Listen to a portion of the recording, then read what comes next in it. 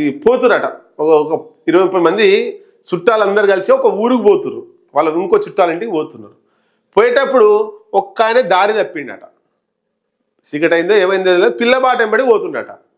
మిగతా ఈ 20-30 మంది అనుకుందాం. 30 మందిలో ఒక ఆయన బాట తప్పి పిల్లబాట ఎంబడి పోతుండు.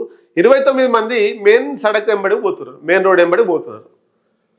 మరి ఈ పిల్లబాట ఎంబడి పోయేటాయన తప్పిండా, ఈ 29 మంది దారి తప్పిర్రా అంటే ఈ పిల్లబాట ఎంబడి పోయేటాయన ఒక్క ఆయన తప్పిండు, 29 మంది బరాబరే పోతుర్రు. ఇక్కడ కవిత కూడా ఒకతే పిల్లబాట ఎంబడి పోవుడే పోతుంది.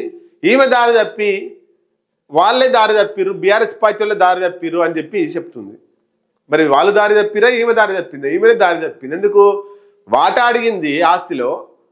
రాజకీయంగా నా పరిస్థితి ఏంది, బీఆర్ఎస్ వర్కింగ్ ప్రెసిడెంట్ కేటీఆర్ అన్నకి ఇచ్చినావు, నాకేమి ఇస్తావు అనేటువంటిది అడిగింది.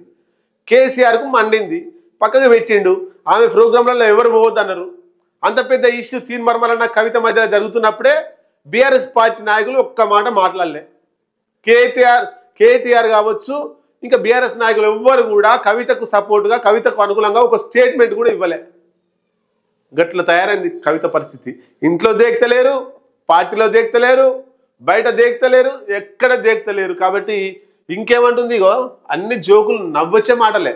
మొన్ననేమో సంబరాలు చేసుకుంది.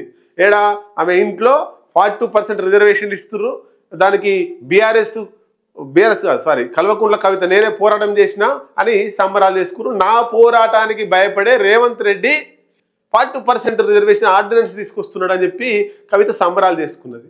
అప్పుడు కూడా పిచ్చి పెట్టి ఎగిరిందని అందరూ అనుకున్నారు. వాస్తవమే, ఆమె పోరాటం లేదు, ఏం లేదు. అంత ఇంత పోరాటం చేసింది ఆర్ కృష్ణన్న చేసిండు, జాదుల శ్రీనన్న చేసిండు, తీర్మార్ మల్లన్న చేసిండు, ఇంకా బీసీ సంఘాల నాయకులు చేసిండ్రు. ఇదంతా ఓకే.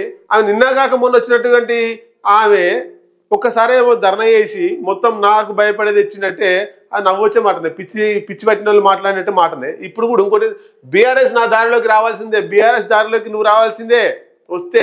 వస్తే గీస్తే వాళ్ళ అయ్యే దగ్గరకు అన్న దగ్గరికి పోయి కాంప్రమైజ్ అయ్యి మీరు ఎట్లా చెప్తే అట్లా ఇంటా అని చెప్తేనే బీఆర్ఎస్ పార్టీలో ఉంటుంది. లేకపోతే మెడలు బట్టి బలవంతంగా బయటికి నెట్టేస్తారు. బీఆర్ఎస్ పార్టీ కేసీఆర్ ఈమె దారిలోకి వస్తాడా, కేటీఆర్ ఈమె దారిలోకి వస్తాడా? అంత ఉత్తముచ్చట. ఈమె వాళ్ళ దారిలోకి పోవాలి, లేకపోతే వేరే దారి చూసుకోవాలి, అంతే.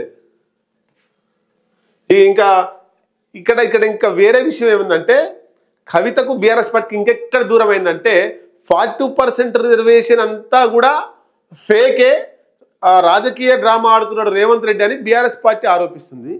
అదంతా ఒరిజినలే, నా పోరాట ఫలితంగా వచ్చిందని చెప్పేసి కవిత ఆరోపిస్తుంది. బీఆర్ఎస్ పార్టీ ఎమ్మెల్సీ 40% రిజర్వేషన్ వస్తే సంబరాలు చేసుకుంది, బీఆర్ఎస్లు వ్యతిరేకిస్తున్నారు. ఇక్కడ ఇంకెక్కువ ఘర్షణ అయింది.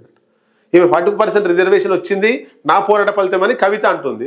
42% రిజర్వేషన్ అంతా రాజకీయ డ్రామా, అంతా కూడా ప్రజలను బీసీలను మభ్యపెట్టడానికి అని చెప్పేసి బీఆర్ఎస్ పార్టీ ఆరోపిస్తుంది. మరి కవిత బీఆర్ఎస్ పార్టీ ఎమ్మెల్సీ అయి ఉండి బీఆర్ఎస్ పార్టీ విధానాలను తీసుకుపోవన్నా, వ్యక్తిగతంగా మాట్లాడి సంబరాలు చేసుకోవన్నా. కాబట్టి గ్యాబ్ అక్కడ వచ్చింది. ఈ కవిత పని ఉష్కాకి ఇంటికి నాకు తెలిసి.